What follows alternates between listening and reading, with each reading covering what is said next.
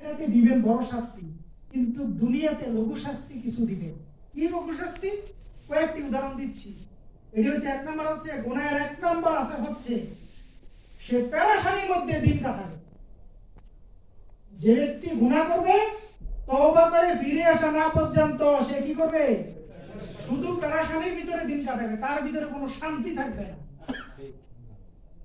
আল্লাহ তাআলা কি করবেন? তাকে পেরেশানির মধ্যে ফেলে রাখবেন। বেশি গুনাহ করতে করতে আল্লাহ তাআলা তার ভিতর থেকে শান্তি, যে শব্দটা শান্তি, এই শান্তি ছিনিয়ে নেন।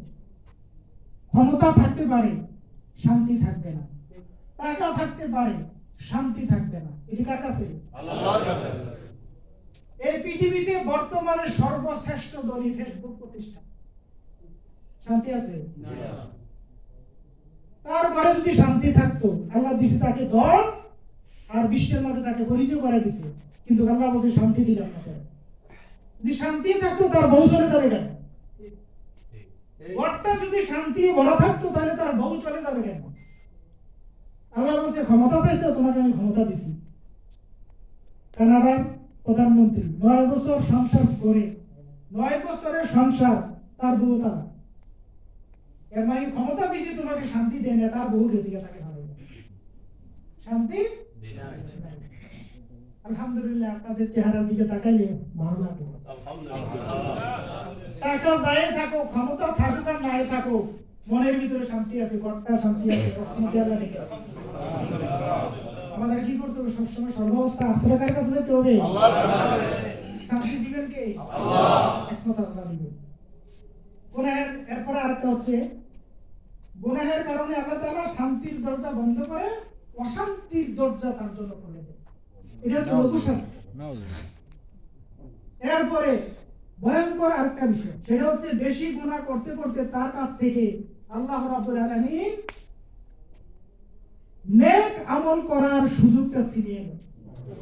ভালো কাজ তার কাছে ভালো লাগবে না। আপনি দেখবেন নামাজে গেল ওই শয়তানি গেছে, মসজিদে গিয়ে এর বিরুদ্ধে কথা কয়, উমুকের বিরুদ্ধে কথা কয়, আছে না নাই? আছে। মসজিদে গেছে ঠিক, কিন্তু তার মন্দ ঠিক হয় নাই। আরেকজনে ভালো কাজ করে, হ্যাঁ চুলকানি, আছে না নাই? আছে, অভাব নাই। এ কিন্তু ভালো কাজ করে না। আল্লাহ তাআলা তার কাছ থেকে ভালো কাজের ক্ষমতা ছিনিয়ে নিয়েছে। আরেকজনে কেন ভালো কাজ করে ওইটার পিছনে দাঁড়িয়ে লেগে গেছে। এটা লঘু শাস্তি। দেখবেন অনবরত নিজে নামাজ পড়ে না, এ কেন নামাজ পড়ে, হ্যাঁ বছর সারাদিন লেগে আছে। নিজে হজ করে না, এ নাম দেয় হয় নাকি দিল্লিতে হজ করেছে, নিজে হজ করে না। এর মানে হজ করার তৌফিক তার থেকে আল্লাহ ছিনিয়ে নিছে। আরেকজন হজ করছে, তার এই এসে গবেষণা লাগছে। ভয়ঙ্কর বিষয়।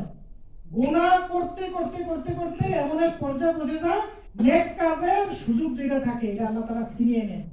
এটাকে আমরা কামনা করি না। তাহলে প্রতি রাত্রে সবাইকে ক্ষমা করে দিয়ে আল্লাহর কাছে আস্তাগফার করে আমরা ঘুমাবো ইনশাআল্লাহ। ইনশাআল্লাহ। আমার এবার আরো কিছু কথা ছিল, আর বলছি না।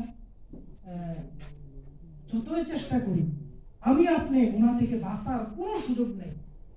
আমি একটা সাদা পাঞ্জাবি গায়ে আসলাম, সাদা পাঞ্জাবি এসি রুমে থাকবো, হ্যাঁ দরজা বন্ধ করে ঘুমাই, এসি রুমে ডিউটি করি, একদম দপ্তরে সাদা পাঞ্জাবিটা এইটা আপনাকে যতই আপনি যত্ন করেন 1 সপ্তাহ বেশি গায়ে দিতে পারবেন না। আপনি এসি রুমে ঘুমান, বালুন যত না পরে এরকম জায়গা লকারে নিয়ে তালাতে রাখেন, এরপরে অবস্থা কেন? ইচ্ছা হইলেও আপনাকে এটাকে সাদা রাখতে পারবে না। আমি আপনি যত চেষ্টা করি গুনাহ থেকে বাঁচতে পারবো না, কিন্তু আল্লাহ তাআলা বলেন গুনাহের ওষুধ আমি তোমাদের দিয়ে দিয়েছি। গুনাহের ওষুধ কি? তওবা। বেশি বেশি করে পড়বো কি? আস্তাগফিরুল্লাহ। আমরা সবাই বলি আস্তাগফিরুল্লাহ। বেশি করে পড়বো তো ইনশাআল্লাহ। আল্লাহ তাআলা আজকের আলোচনা কবুল করুন। আমিন। আমাদের অতীতের সমস্ত গুনাহ মাফ করে দিন।